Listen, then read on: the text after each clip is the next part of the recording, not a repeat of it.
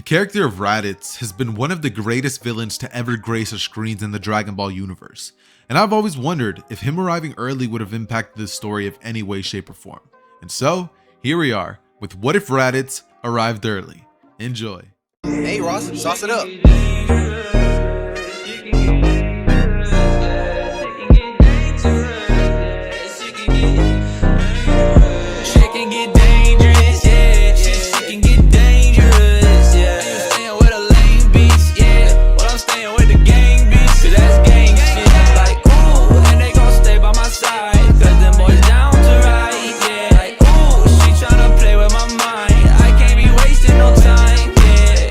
We start our story in one of the OG arcs of Dragon Ball, the 22nd World Tournament, after all of the events would have ended up happening just like they would have in canon.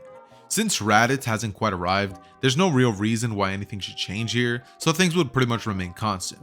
However, on Raditz's side of things, 1 year prior to this, the team of Saiyans would have just finished their conquest on another planet under the rule of Lord Frieza, and they would be discussing the fate of the Saiyans and how they are small in numbers. Then, Vegeta would end up mentioning, "Raditz, don't you have a brother?" To which Raditz would respond, "Well, yeah, but he's on another planet not too far off from here called Earth." And Vegeta would scoff at this, before turning off all of their scouters and then telling Raditz that he needs to go recruit his brother, and then meet them elsewhere on another planet. Because the death of Frieza needs to come soon and they need more power in numbers. Regardless of how weak he may be, considering he's his brother, they need all the help they can get. And so, Raditz would go off to planet Earth, and with this change follows a huge domino effect. We would be mid-battle between King Piccolo and Kid Goku, as things are just starting to heat up. However, this is when, from not too far off in the distance, we would see a Saiyan pod land as Raditz would step off in his usual menacing fashion. He would then turn on his scouter as he would then sense the energy, thinking to himself, "Power levels of 200, interesting." He would then fly off towards the direction as energy spikes would be going off, and in search of his brother, he would begin wondering why this planet is in such a good condition. When he sees Piccolo and Kakarot fighting, this is when he would yell out, "Kakarot! How is it possible this planet isn't already destroyed? You've had more than enough time. And why are you struggling against a Namekian?" Before Kakarot would stop battle with Piccolo thrown off, and they would both begin to just look towards the direction of Raditz. This is when the mention of the word Namekian would actually catch the attention of King Piccolo, as Raditz would then smile, turning to Goku as he says, "Well, I guess I'll have to do you a little quick favor before I finally get to talk to you. Why are you fighting against this Namekian, Kakarot?" He would then be silenced because Goku was just shocked and be like, "Well, whatever." Kakarot would then say, "My name's not Kakarot, I'm Goku. What are you doing here?" Before he would then blitz in front of Piccolo, to which Piccolo would have a really shocked expression, and he would then go to throw a punch at Raditz's face, which Raditz would actually end up catching with one fist, as he then proceeds to yell out, "Double Sunday!" obliterating Piccolo and Kami in the process, since, well, they're both linked. After this happens, all of the Z Warriors would be shocked, and by all of them, I mean Tien and Goku, since they're really the only people there. This is when Kakarot would then turn towards the direction of Raditz, and by Kakarot, you all know what I mean, Goku, right? He would say, "I see you haven't grown much, but even so, Prince Vegeta summoned me here to bring you back to where you belong, with the Saiyans." Goku then gets defensive, saying, What is he talking about?" Before Raditz then says, "I'm your brother, Kakarot, and you are a Saiyan from space." Before Goku would become shocked, and Tien hearing this would think, "That all makes sense. That's why he's so powerful." You know what I mean? This is when Raditz would begin laughing before saying, "Did you really believe you were one of these pathetic little earthlings?" He would then get serious as he would say, "Well, even if you did, you're still coming with me. You're coming with your big brother, and you're joining the rest of the Saiyans.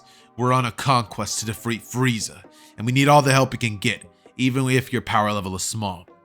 Goku would try to fight against this, saying he has important things to do here on Earth, saying that this is his home, and that he doesn't know who this Kakarot person is. Before Raditz will then say, "Well, Kakarot, let me tell you a little bit about who you are. You're a Saiyan from planet Vegeta, and you belong with us, the last 3 remaining Saiyans on Earth." He would then say, "If you don't come back willingly, well then, I'll just have to destroy the planet and everyone on it. It shouldn't take me more than a few days. Goku would be shocked after hearing these words come from the mouth of Raditz. And after seeing the performance that he just did upon killing King Piccolo with one attack, Goku would believe this, gritting his teeth not knowing if he's gonna win this time. And Raditz will then see as Goku pretty much like looks down and says, "I'll go with you, but leave Earth alone." As Raditz would say, "It's a deal, Kakarot." He would then say, "Let's go off now." As they would try to fly off, but he would then realize that Goku can't fly.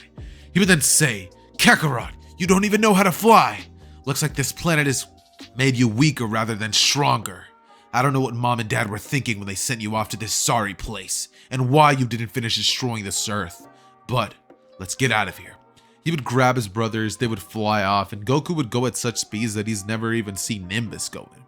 But since he's pretty small, it wouldn't take too much time for them to arrive. This is when they would pretty much end up leaving, as Yajirobe and Tien were powerless to stop any of this from happening. Goku would be sad that he won't ever get to fight against Tien again. Before leaving, would have said that, he's sorry for everything. And Tien would have yelled back at him that he promises to revive Krillin, with Goku saying bye, and they would all go back. As 1 year's time would pass by, and it would have been kind of cramped on their way back. However, they would end up arriving nonetheless. Vegeta will then see Raditz and his younger brother arrive before saying, "That little pipsqueak hasn't even reached his adult height yet. He'll be a hell of a hindrance to them," before making fun of Raditz and Goku's power level, saying that it must run in the family. Raditz would stay quiet and then leave, as Goku would ask them why he didn't say anything. But Raditz would answer, "He can't. Those two are at least 20 times stronger than he is, and he is like at a power level of 1000. Goku couldn't retort anything back as he's only at a power level of 260. Raditz would then look down before saying that things weren't always like this, before telling Goku of Bardock and Gine, with Goku actually interested in the story that he was about to tell him. He would then talk about Bardock's bravery, how he led a squad of Saiyans, and Gine's gentleness and loving nature, saying that he guesses most of that must have rubbed off on him, seeing as he's such a weak and wimpy little brother. As he would then saying, things were way better before the destruction of their home planet. As he would then say that, things are just going to have to stay the way that they are. After this, they would then keep things at that, and Raditz would begin to train Goku, telling him that he's going to be needing far more power if he wishes to tag along them and not die. And so, for years to come, they would go on missions, with Goku being forced to kill countless amounts of people against his own will, because he knows that if he doesn't, his brother will be killed and he will as well. And he also understands that the Earth is at cost. If he angers the Saiyans in any way, shape, or form, they've threatened to destroy his home planet. And Goku, not wanting to see that happen, would have to help with the annihilation of countless of planets and races, being under the rule of Lord Frieza. Goku's character at this time would begin to have a change, and so does the relationship between Goku and Raditz. He got more used to being referred to as Kakarot, and at this point, most of his memories with his time on Earth would have been a far, far distant person than the person he is now. Now, he's far more powerful, and Raditz is as well, due to them both training a lot, and Goku would be at about a power level of 800, with Raditz being at a power level of 1200. They're both very powerful indeed, and nowadays, he's actually able to keep up with the group. Goku and Raditz would have grown in terms of their relationship, with them both kind of having each other's back whenever it comes to one of Vegeta's tantrums, and whenever he freaks out on them. They would both constantly be berated by Nappa and Vegeta, told that they're weak, they're useless, and they have no worth to them. But what can they do? They are weak and useless. They don't offer anything in terms of battle power special. And Vegeta and Nappa would always make this known to them.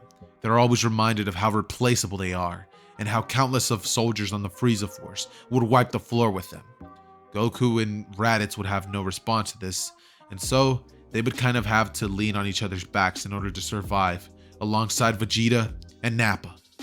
One day, they would be on one mission which was way more difficult than usual, and Goku would almost end up losing his life. They were tasked by Frieza to do this, and Goku would be someone Frieza is aware of, since they just said that they met him on some random planet and that he is Raditz's brother. Frieza would normally be angry at this, knowing that there's more Saiyans alive, but Kakarot is just so weak that it doesn't really matter to him. Plus, it just means he has more soldiers. So, Frieza would ultimately be fine with it. He would assign them on a mission to go to some unnamed planet with powerful beast creatures and a race of wolves similar to those in the Tournament of Power, but way weaker. Power levels of the range of 100 to 1800. And so, they would be powerful in numbers. They would have a way harder time than usual with the takeover of the planet, and it would eventually lead to a point in which Goku would be fighting against tons of their soldiers, and they would be overpowering the Saiyans. They would begin having more and more of a harder time. That is, until Goku would have almost lost his life in an attack. A blast, however, Raditz would have jumped in the way and saved his life, tanking the brunt of the force as he falls down in battle. Goku would get a massive rage boost from this and would have ended up defeating the person who ended up shooting the blast at them. And once all was said and done, he would end up asking Vegeta to help heal Raditz, but he would scoff, saying that he never would have gotten hurt if he simply let him take on the brunt of the blast, saying that he's grown soft, and Goku would have been angry, with his face expression clearly showing him. Vegeta would then have a strange smile appear on his face before saying, "Oh, are you angry now? I guess I'll have to discipline you and put you back in your place, you low-class scum." From this point, he would then beat on Goku, leaving him in a very injured state, as they would both eventually recover, after Raditz is taking that blast and Goku taking a beating from Vegeta. Goku would ask Raditz and tell him that he can't take it no more, and why they don't just leave, why they don't just do something else. They don't have to live under Frieza, they don't have to listen to Vegeta, they can leave. Frieza works them to the bone, and Vegeta treats them like garbage. It's an endless cycle of being under someone's foot. He would tell Raditz that he's thankful for him stepping in, and he would ask him that, if he's going soft, like why he even jumped in the way. And Raditz would say with embarrassment on his face that he's just dreaming these things. But he would ultimately end up saying that he doesn't like it either. However, if they run, they're dead. Goku would say that he would rather die trying than to stick around, saying that on the next mission they might as well just try to get out of the planet, seeing as they're going to be fighting up against a bunch of warriors, and that could be the perfect distraction for them to leave. He would look at Raditz and tell him that if he remembers the technique that he used no, he wouldn't tell him that if he knows the technique, but he would pretty much tell Raditz that he knows a technique which could catch them off guard, long enough for them to escape to Earth, the place that he came from, telling him that they could learn techniques and train with other people, that it's not all about physical strength, they could get stronger, they could do it, they could beat the Saiyans, and all that they would need is to survive long enough to be able to defeat Raditz and Nappa. I mean, not Raditz and Nappa, but Nappa and Vegeta. He would tell them that they just need to survive, destroy their scouters so that they have no way of communicating to Frieza, and so they would end up ultimately agreeing on this plan, planning this for weeks to come. Raditz would eventually, as I said before, agree with him before telling Goku that he truly is Bardock's son. He would have never dreamed of trying to escape, but his little brother, the coward that he knew on the planet of Earth, he's the one who tried to do this. He would call Goku a true Saiyan, before both of them would proceed to agree on the plan, and the day would arrive where they would eventually carry it out. They arrive on a strange planet with weird creatures, and Goku would nod, as he would proceed to look towards Vegeta and Nappa before saying, "Solar Flare!" which would catch Vegeta and Nappa completely off guard, before he then shoots 2 ki blasts at Vegeta and Nappa's scouters, and they would break, as Vegeta would say, "What's going on? Kakarot, what is the meaning of this?" before they then run off in the direction of their ships, flying at top speeds. However, the aliens on the planet would jump in, saying that they're not going to be allowing more of Frieza's soldiers to come and take over their world, saying that they need to leave. And, Raditz would try to explain that they're trying to, but they would not listen to this, as they would get into a fight with many people, as they would try to escape. But eventually, Vegeta and Nappa would fly in their direction with rage expressions on their faces, as they would proceed to jump Goku and Raditz, with all of the other beings who arrived being taken out by Vegeta and Nappa very, very quickly. They would begin to ultimately beat down on Goku and Raditz, and eventually more and more enemies would arrive, making it harder for Vegeta and Nappa to pretty much start berating Goku and Raditz. They would both struggle, with Goku saying they have to make it out. They have to. He looks at Raditz, who at this point is being fighting against like 3 enemies at once, and he would look at his direction towards, he's having to fight against 2 people at once. He would then say, "Give me cover, Raditz." Raditz would come in as Goku would fly up into the sky and say, "Solar flare!" But Vegeta would actually close his eyes this time and is able to actually chase after them, as Raditz would turn to his brother saying, "Kakarot, I'll catch up to you, I promise. Just go to the pod, make it to Earth, and get powerful." And with a smile on his face, he would turn towards Vegeta to try to hold him off, as Goku would fly at top speeds. He would then get in his pod with tears going through his eyes, knowing that this is most likely the last time he'll ever see his brother. His pod would begin taking off, and Vegeta would end up hitting Raditz, causing him to fall on the ground, as Vegeta would aim a blast towards, Goku's pod, which would be flying in the air, but Raditz would shoot a blast at Vegeta, attacking him as he coughs out blood and says, "Don't touch him." As he would then look towards the direction of Vegeta with a smile on his face, but Vegeta would simply turn his ki blast towards Raditz as he obliterates him, and Goku's pod would fly off in the direction of Earth, but is hit off course to another planet.